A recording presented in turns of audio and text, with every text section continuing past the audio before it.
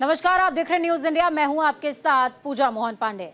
4 बज गए हैं और वक्त है 4 बड़ी खबरों का। सबसे पहली खबर का जिक्र अगर करें तो हरियाणा विधानसभा चुनाव चल रहा है। चुनाव को लेकर लोगों में, मतदाताओं में भारी उत्साह देखने को मिल रहा है। पिछले 2 बार से सत्ता पर काबिज भारतीय जनता पार्टी लगातार तीसरी बार सरकार बनाने के लिए मैदान में उतरी हुई है और कई जगहों पर दावा भी पेश कर चुकी है। तो वहीं एक दशक से राज्य की सत्ता से दूर कांग्रेस सत्ता में वापसी की उम्मीद लगाए बैठी है। दूसरी खबर प्रधानमंत्री किसान सम्मान निधि योजना से जुड़ी हुई, जिसका इंतजार पिछले लंबे समय से किसानों को था और अब लाभार्थी किसानों का इंतजार आज खत्म हो गया है। पीएम किसान की 18वीं किस्त आज जारी कर दी गई है। आपको ये बताते चले कि पिछली 17वीं किस्त 18 जून को पीएम नरेंद्र मोदी ने अपने लोकसभा क्षेत्र वाराणसी से रिलीज की थी। महाराष्ट्र के वासिम से 18वीं किस्त में 2000 रुपए लाभार्थियों के खाते में डायरेक्ट ट्रांसफर किए गए। आपको बताते चले ये भी कि तीसरी खबर क्या है। महंत यति नरसिम्हानंद सरस्वती के एक विवादित बयान को लेकर देश के कई हिस्सों में प्रदर्शन देखने को मिल रहा है, लेकिन 4 अक्टूबर को काफी बवाल भी देखने को मिला। चौथी और आखिरी खबर पश्चिम बंगाल के दक्षिण 24 परगना जिले में कोचिंग क्लास के लिए घर से निकली एक लड़की का कथित तौर पर अपहरण करके उसकी हत्या कर दी गई। इस घटना के बाद पश्चिम बंगाल में एक बार फिर से लोगों का गुस्सा और विरोध प्रदर्शन भड़क चुका है। प्रदर्शनकारियों ने एक पुलिस चौकी में तोड़फोड़ करते हुए उसमें आग तक लगा दी है।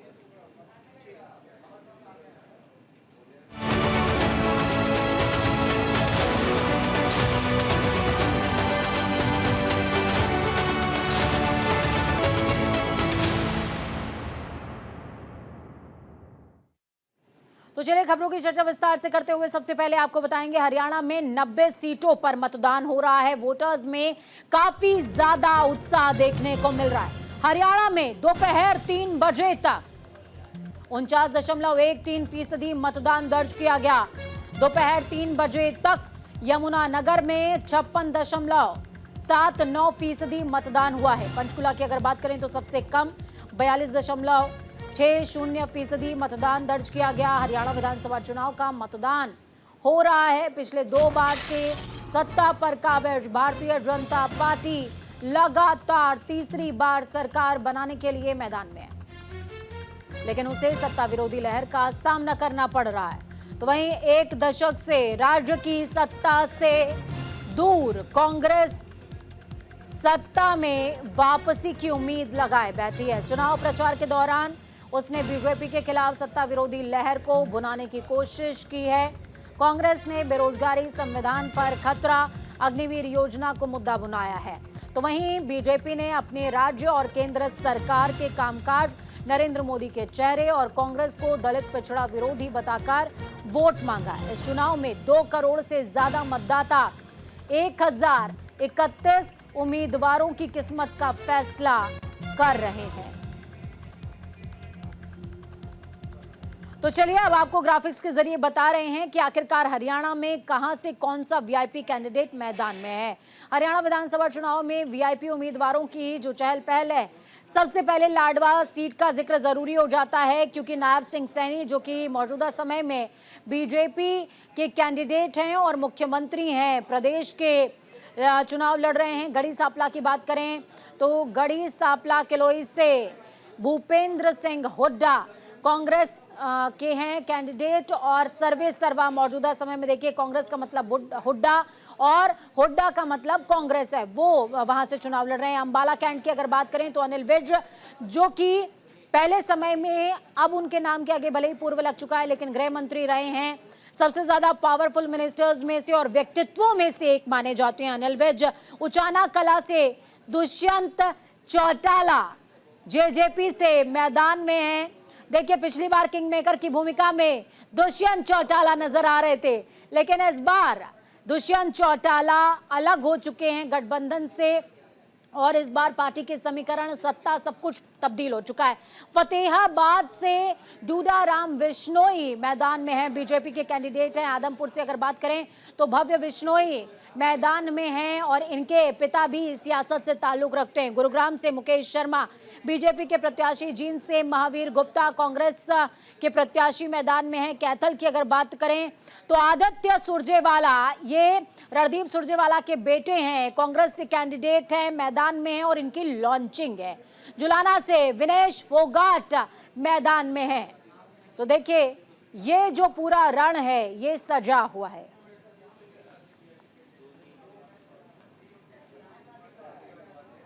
चलिए सीधे ग्राउंड जीरो का रुख करते हैं। पीयूष शुक्ला हमारे साथ में जुड़े हुए हैं ग्राउंड जीरो से। पीयूष, क्या कुछ अपडेट है? आप लाडवा में मौजूद हैं या कहीं और? अपनी लोकेशन साझा कीजिए और मौजूदा स्थिति, वोटर्स में कितना उत्साह है? देखिए इस वक्त लाडवा के पास ही मैं मौजूद हूं और दूसरा सबसे बड़ा है कि अभी तक जो वोटिंग परसेंटेज आई है, अगर हरियाणा की वोटिंग परसेंटेज में 3 बजे तक जो वोटिंग परसेंटेज है वो 49% से थोड़ा सा ज़्यादा वोटिंग अभी तक हुई है। तो कुल मिलाकर अगर देखा जाए शाम 5 बजे तक की वोटिंग है और 5 बजे जो भी लाइन में रहेंगे तो कुल मिलाकर उनकी वोटिंग 6 बजे तक कंप्लीट हो जाएगी या 6:30 तक। तो वोटिंग परसेंटेज जो बढ़ने की उम्मीद है, तो उम्मीद ही जताई जा रही है 10 से 12% इसमें इजाफा हो सकता है।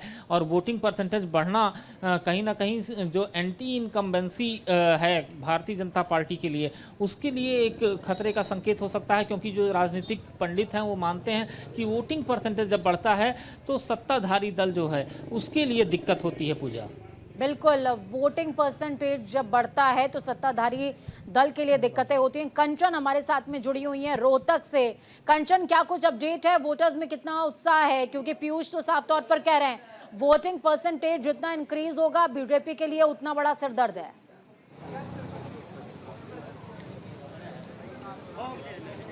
जी बिल्कुल, देखिए मैं आपको बता दूं, इस वक्त हम मौजूद हैं स्माइल हरियाणा के अंतर्गत। ये जो है गढ़ी सांपला का सबसे बड़ा जो है गांव माना जाता है। तो कहीं ना कहीं अब से थोड़ी देर पहले यहाँ पे भूपेंद्र सिंह हुड्डा, जो कि यहाँ की कांग्रेस के उम्मीदवार भी हैं और पूर्व मुख्यमंत्री भी रहे हरियाणा के, वो अभी यहाँ पे मौजूद थे।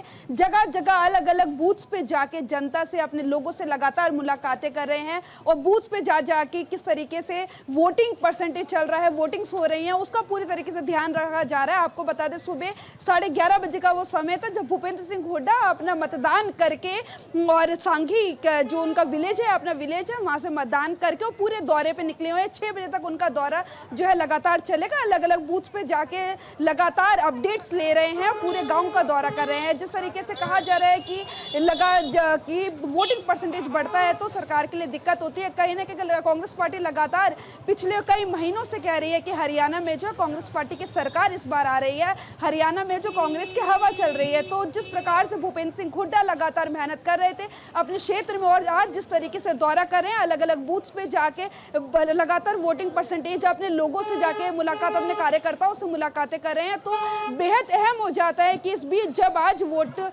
जब मतदान हो रहा है पूरे हरियाणा में, पूरी 90 विधानसभा सीटों के लिए और गढ़ी सांपला जहाँ से भूपेंद्र सिंह हुड्डा खुद उम्मीदवार है, ऐसी जगह पे जाना है। आपको बता दें यहाँ पे जो माहौल है वो पूरी तरीके से भूपेंद्र सिंह हुड्डा के पक्ष में नजर आ रहा है अभी तक। लेकिन देखना ये होगा क्या वाकई जो ये माहौल नजर आ रहा है, जो हवा की बात कांग्रेस पार्टी लगातार कर रही है, क्या 8 तारीख को वाकई में जो जनता की बात की जा रही है कि हवा जो है कांग्रेस पार्टी की चल रही है, क्या वाकई लोग कांग्रेस पार्टी का बटन, हाथ का बटन दबाकर और भूपेंद्र सिंह हुड्डा को मतदान करते हैं? नहीं, उसका हमें 8 तारीख को पता चलेगा। लेकिन यदि बात की जाए यहाँ से भारतीय जनता पार्टी की, तो यहाँ से मंजू हुड्डा जो है वो खड़ी हुई है। लेकिन जिस प्रकार से भूपेंद्र सिंह हुड्डा का हमने अलग अलग बूथ्स पे जाके जायजा लिया है, लगातार लोगों से बातचीत की है, तो नजर आया है कि भूपेंद्र सिंह हुड्डा की जो लोकप्रियता है वो कहीं ना कहीं, बात करें कांग्रेस पार्टी की या फिर भूपेंद्र हुड्डा की खुद की उनकी इमेज के कारण, जिस तरीके से वो लोगों से मिलते हैं लगातार, चाहे दिल्ली हो चाहे रोहतक हो। कंचन, कांग्रेस का मतलब हुड्डा और हुड्डा का मतलब कांग्रेस, हरियाणा में फिलहाल यही कहा जाता है। लेकिन मौजूदा समय में जिस तरीके से बीजेपी लगातार हमलावर रही और कहा कि कांग्रेस ने सिर्फ और सिर्फ रोहतक और झज्जर पर ध्यान दिया है, उसके अलावा आगे ही नहीं बढ़ पाई, इसका इम्पैक्ट भी नजर जरूर आया होगा। शैंकी हमारे साथ में जुड़े हुए हैं कैथल से। शैंकी, क्या कुछ अपडेट आप दर्शकों के साथ में साझा कर रहे हैं? कितना उत्साह है वोटर्स में? अगर मैं बात जो वोटर है, सुबह का जो समय था उस समय लोगों के अंदर उत्साह था, लेकिन जो वोटिंग परसेंटेज थी वो कम थी। लेकिन जैसे धीरे धीरे दिन ढलता जा रहा है, लोग अपने घरों से निकल रहे हैं और अभी तक जो कैथल जिले की वोटिंग प्रतिशत है वो लगभग 50% हो चुकी है। अगर गुला विधानसभा की बात करूं तो 50% यहाँ वोटिंग हो चुकी है और लोगों के अंदर देखो लंबी कतारें भी हैं। कैमरामैन से एक बार कहूंगा भी कि जो लोग हैं वो लाइनों के अंदर लगे भी हुए हैं और लोगों के अंदर जितना उत्साह देखने को मिल रहा है, चाहे वो बुजुर्ग है, चाहे वो महिला है, चाहे वो पुरुष हैं, और जो नौजवान है जिनकी सबसे पहले अब की बार पहली बार जो वोट डालनी है, तो उन लोगों के अंदर भी भारी उत्साह है और वो वोट को डालने के लिए अपने घरों से निकले हुए हैं। बिल्कुल, वोट डालने के लिए घरों से निकले हुए हैं। हमारे साथ में पीयूष जुड़े हुए हैं। पीयूष के पास मैं वापस जाऊंगी। पीयूष, देखिए, हम बीजेपी के व्यू की बात कर रहे हैं क्योंकि बहुत ज़्यादा इम्पोर्टेंट होता है किसी भी युद्ध को जीतने के लिए कि व्यू रचना कितनी स्ट्रांग है। बीजेपी ने इस बार जाटों को दरकिनार किया है क्योंकि वो जानती है कि जाट बटे हुए हैं, कटे हुए हैं, लेकिन पूरा दाव ब्राह्मण, पंजाबी और अन्य पर है, पिछड़ा पर है, दलित पर है। ये दाव कितना सेट होता नजर आ रहा है? क्या हार अपेक्षाकृत उतनी ज्यादा प्रबल होगी या जीत के करीब पहुंच जाएगी और गठबंधन कर पाएंगे बीजेपी? देखिए, भारतीय जनता पार्टी शुरुआत से ही अपनी जिस रणनीति पर काम कर रही थी और जिस रणनीति के जरिए भारतीय जनता पार्टी ने लोगों को साधने की कोशिश की, अगर आप टिकट बंटवारे में भी देखिए तो कमोबेश उसने जातीय समीकरणों को आधार बनाया और जहां पर जातीय समीकरण के कई सारे कंटेस्टेंट खड़े थे वहां पर उसने किसी अदर को जरूर टिकट दिया है और मैदान में उतारा है और जुलाना उसी में से एक सीट है। इसी तरह से अन्य भी सीटें हैं जहां पर इस तरह से समीकरण भारतीय जनता पार्टी ने साधने की कोशिश की है। लेकिन सवाल यहां पर सबसे बड़ा है पूजा कि आप अगर एक वर्ग विशेष को दरकिनार करके और अन्य के भरोसे बैठे हैं तो आखिर अन्य के जो लोग थे, अन्य के जो बड़े नेता थे, वो आपके साथ कहां तक रहे हैं? अशोक तंवर की बात की जाए तो चुनाव के कैंपेन भर आपके साथ रहे और कैंपेन खत्म होने वाले दिन ही वो पलट गए और कांग्रेस की तरफ जाके खड़े हो गए। तो कहीं ना कहीं उसका भी इम्पैक्ट भारतीय जनता, हालांकि आज मैंने जब एक सवाल पूछा मुख्यमंत्री नायब सिंह सैनी से, उनसे मैंने कहा कि अशोक तंवर के जाने से क्या कोई दिक्कत महसूस कर रहे हैं, कहीं कोई प्रॉब्लम आ रही है? तो उन्होंने कहा नहीं, कोई दिक्कत नहीं आ रही है और उनके पैर में तो चक्कर है, वो कई और चक्कर अभी वो काटेंगे। तो कुल मिलाकर एक तंज तो उन्होंने जरूर कसा, लेकिन अंदर खाने भारतीय जनता पार्टी जान रही है कि नुकसान क्या हुआ है और किस तरह से नुकसान हुआ है। क्योंकि वो अगर जाट वोटों को हटा दिया जाए तो अदर्स की जो कवायद में लगी हुई थी उस कवायद में कहीं ना कहीं भारतीय जनता पार्टी को एक जरूर नुकसान दिखाई पड़ा है। लेकिन अब सवाल है कि चूंकि वोट पड़ रहे हैं और वोट जब पड़ रहे हैं तो वोट का परिणाम 8 तारीख को आएगा और वो 8 तारीख का परिणाम ही तय करेगा कि किसकी रणनीति कारगर थी और किसकी रणनीति बेकार हुई है। बिल्कुल, किसकी रणनीति कारगर थी और किसकी रणनीति बेकार हुई है, इस बात का जिक्र यहाँ पर पीयूष कर रहे हैं। कंचन कनौडिया के पास में जाऊंगी। कंचन, देखिए, चुनाव में जिस दिन नामांकन वापस करने की तारीख थी, 500 से ज्यादा कैंडिडेट्स ने नाम वापस लिया अपना, और इसमें बहुत बड़ी भूमिका नायब सिंह सैनी की रही है। और इन नाम वापसी के सिलसिले के बाद बीजेपी को कितनी राहत मिली है और नुकसान कितना है मौजूदा निर्दलियों से?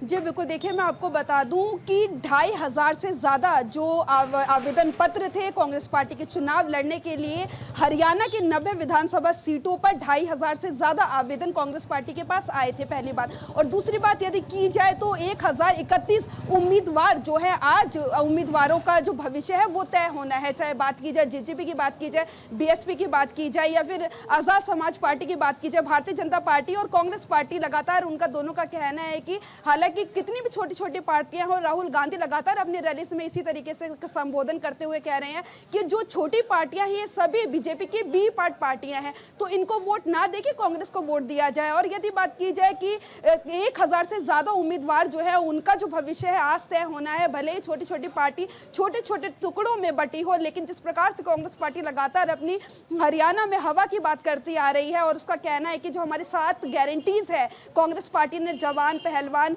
किसान और तमाम महिलाओं के लिए और जाति जनगणना और बात कही जाए संविधान को लेकर जिस प्रकार से प्रतिमा को लेकर अभी जो है अशोक तंवर जो है शामिल हुए भारतीय जनता पार्टी से, तो एक बड़ा नैरेटिव जो भारतीय जनता पार्टी सेट करना चाह रही थी कुमारी शैलजा की जो है अपमान हो रहा है पार्टी में, क्योंकि वो ऐसी है। लगातार कुमारी शैलजा क्योंकि बोल रही थी कि उन्हें मुख्यमंत्री बनना है और उन्हें विधानसभा चुनाव लड़ना है। हालांकि पार्टी ने लेकिन कंचन यहाँ पर आप कुमारी शैलजा का आप जिक्र कर रही हैं कंचन, बिल्कुल आप कुमारी शैलजा का जिक्र कर रही हैं, लेकिन उस डेंट की भरपाई अशोक तंवर ने कर दी। वो भी पिछड़ा वर्ग से आते हैं और उस डेंट की भरपाई कहीं ना कहीं अशोक तंवर ने की है। वापसी कांग्रेस ने उनको खींचा हो या उनका मोह लेकर गया हो, लेकिन हाँ उस डेंट की भरपाई तो हुई है। जी बिल्कुल, देखिए आपको बता दें जिस प्रकार से अशोक तंवर भारतीय जनता पार्टी लगातार जाट और गैर जाट की जो राजनीति है वो कहीं ना कहीं जो है इस विधानसभा चुनाव में नैरेटिव सेट करने के लिए अपनी पूरी तैयारी कर रही थी और जाट गैर जाट की राजनीति को वो उजागर करने के लिए और जिस तरीके से काम कर रही थी कि ये नैरेटिव सेट जनता में हो सके, उसी बीच में कुमारी शैलजा को लेकर जिस प्रकार से भारतीय जनता पार्टी कांग्रेस के मल्लिकार्जुन खड़गे जो कि अध्यक्ष है, उनका कहना था कि जिस प्रकार से कहा जा रहा है कि कुमारी शैलजा ऐसी कैंडिडेट है तो उनका सम्मान पार्टी में नहीं होता। हालांकि वो प्रदेश अध्यक्ष रही हैं, अब सांसद भी है सिरसा से कांग्रेस पार्टी की, लेकिन लगातार जिस प्रकार से बातें चली आ रही थी Bharatiya Janata party narrative set कर रही थी कांग्रेस पार्टी में एससी कैंडिडेट चाहे कितना भी बड़ा चेहरा हो उसको लेकर कांग्रेस पार्टी जो है अपमानजनक उनकी बातें नहीं मानती है, उन्हें एक तरह से नजरअंदाज कर देती है। बात कीजिए कि भूपेंद्र सिंह हुड्डा और उन्हीं के समर्थकों को 70 से 75 समर्थकों को जो है परसेंटेज में टिकट्स मिली है। कुमारी शैलजा चाहती थी उनके कम से कम 18 से 30 लोगों को टिकट। बिल्कुल कंचन, आपका रुख वापस से करेंगे, लेकिन इस बीच देखिए भावना भी हमारे साथ में जुड़ी हुई है सिरसा से। भावना, क्या कुछ अपडेट है? वोटर्स में कितना उत्साह नजर आ रहा है? सबसे पहले दर्शकों के साथ में ये शेयर कर दीजिए।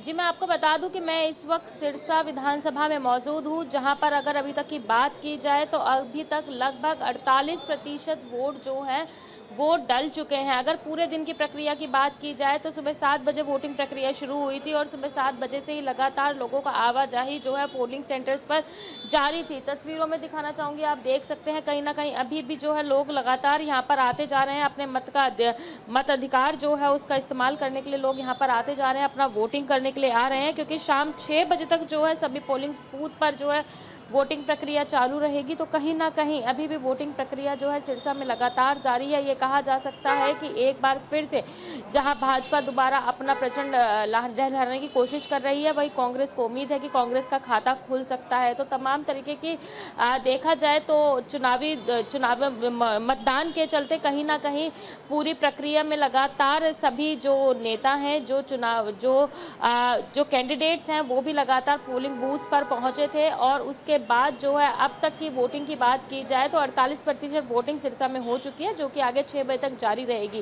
खास बात ये देखी गई है कहीं ना कहीं हरियाणा के सिरसा में गर्मी होने के बावजूद भी जो है लोग लगातार पोलिंग सेंटर्स पर पहुंच रहे हैं और अपने मत का इस्तेमाल कर रहे हैं। बिल्कुल भावना, देखिए एक विषय और मैं आपसे समझना चाहूंगी।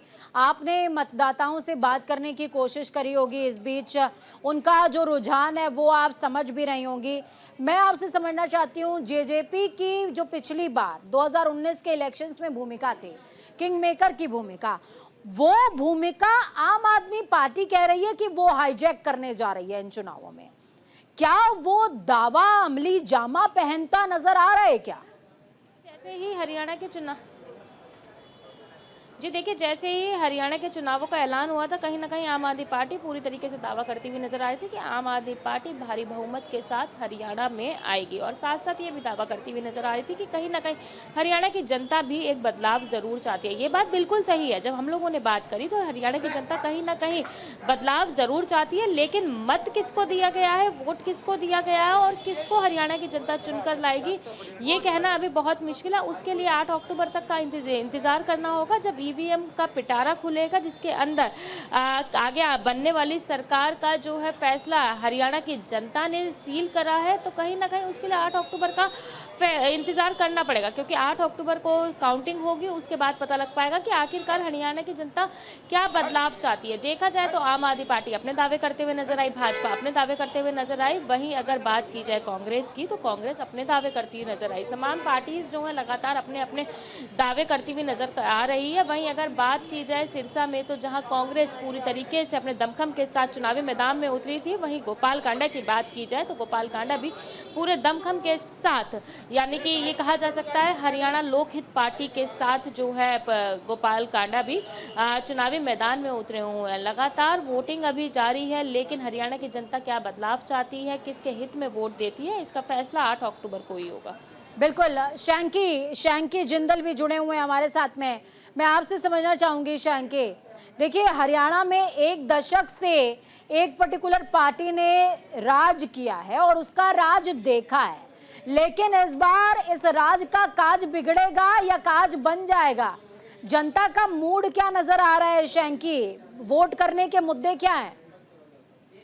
देखिए, अगर ग्राउंड जीरो की रिपोर्ट के अनुसार अगर बताया जाए, लोगों के अंदर जो विकास का मुद्दा है, लोग विकास के नाम पर मोहर लगा रहे हैं। लेकिन लोगों को जो सबसे बड़ी बात जो राहत मिली है, लोगों ने खर्ची और पर्ची, हरियाणा के अंदर जो खर्ची और पर्ची की बात है, लोगों को जो रोजगार मिला है, तो कहीं ना कहीं वो भारतीय जनता पार्टी को अगर बात करें तो वो कहीं ना कहीं फायदेमंद देगी। लेकिन अगर कांग्रेस की बात करें, कांग्रेस भी अब की बार काफी मजबूत दिखाई दी है हरियाणा के अंदर। लेकिन हरियाणा के अंदर अगर हम बात करें, कांग्रेस की जो नीतियां हैं पिछले 10 साल से अगर हम बात करें, जो भूपेंद्र सिंह हुड्डा का रहा है। चलिए, बहुत शुक्रिया आप सभी का हमारे साथ जुड़ने के लिए, अहम जानकारी साझा करने के लिए ग्राउंड जीरो से।